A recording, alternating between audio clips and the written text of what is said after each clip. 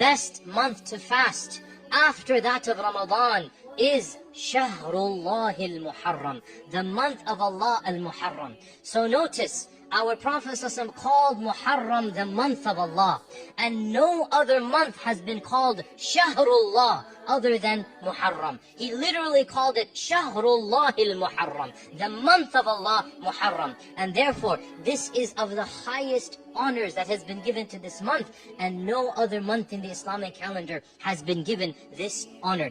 This month of Muharram is one of the 4 sacred months. And in fact, many of the Sahaba said it is the most sacred of the 4 months. Obviously, Ramadan is the most sacred month of the year, but Ramadan is not of the 4 sacred haram months. And Muharram, many of the scholars said, is the most sacred of all of the sacred months. When Umar ibn al-Khattab instituted the calendar, 10 years or 8 years after the Prophet ﷺ passed away, they discussed which month should we begin the calendar with. And some said this and others said that, and one opinion was Ramadan, and one opinion was other months as well, until finally the most of the Sahaba, they said Muharram makes the most sense to begin the year with, because of its blessings and because it occurs right after Hajj, so it's as if it's a new beginning. And so they decided that the first month of the year shall be Muharram. And so Muharram from that time onwards has always been the first month of the year. And it is a month where the Prophet ﷺ would fast regularly. Ibn Abbas reported that I never saw the Prophet ﷺ more concerned about fasting than on the day of Ashura and in the month of Muharram. And the day of Ashura literally means the 10th, from Ashara. The fasting on this day was made obligatory even before Ramadan. It was made wajib in the first year after the Hijra. And everybody had to fast the first year. Then Allah revealed Ramadan. So Ramadan became wajib, and the next year Muharram became recommended and not obligatory. So the first year of Islam, it was obligatory on all Muslims to fast on the 10th of Muharram. And then in the second year, it went down from being obligatory to being recommended and strongly encouraged. And our Prophet ﷺ said that it serves as a forgiveness for the sins of the previous year. On this day of 10th of Muharram, our Prophet ﷺ told us that Musa alayhi salam was saved, Moses was saved from Pharaoh, that Nuh alayhi salam, his ship landed on Mount Judi, that on these days many incidents happened in the past that served as a day of celebration and rejoicing.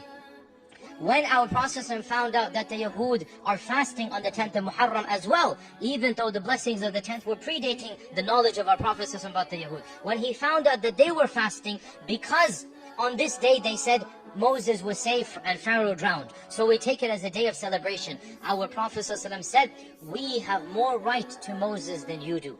In other words, we are the true followers of Moses, and from that year onwards, he also encouraged everybody to fast on the 10th, and he also said, if I live one more year, I shall fast on the 9th and the 10th. The scholars say to make our ritual different from the ritual of other religions and nations, and therefore, ideally, it is good to fast the 9th and the 10th, even though our Prophet never did it, because he said the hadith, but he passed away the very year that he said it. So he never actually lived to the next year, but he said, if Allah allows me to live another year, I shall fast the 9th and the 10th of Muharram. So those who are able to fast the 9th and the 10th, alhamdulillah, or the 10th and the 11th, alhamdulillah, but if they cannot fast 2 days, then at least on the 10th they should definitely fast on that day. And it is a day that, inshallah, if you do it properly and sincerely, the minor sins of the previous year are forgiven. And no doubt this day also is a day in which a historical tragedy occurred, and that is the massacre of Hussain radiyallahu ta'ala anhu. That tragedy does not have anything to do with the sanctity of this day. It was a coincidence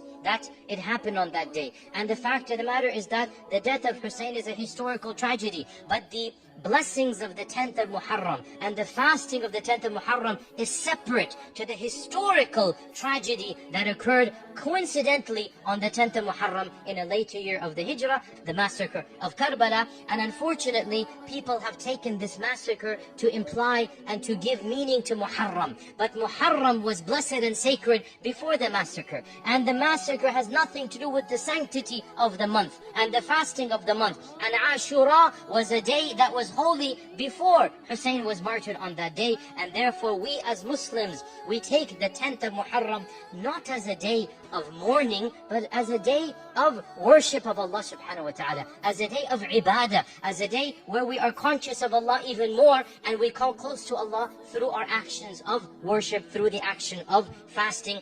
And let us make sure we fast on the 10th, and if we're able to on the 9th and the 10th, or the 10th and the 11th, but at least on the 10th, and especially in this month overall. This is a month where overall our Prophet encouraged extra good deeds, extra fasting, extra charity. It is one of the sacred months. May Allah subhanahu wa ta'ala make us of those who utilize it to the best.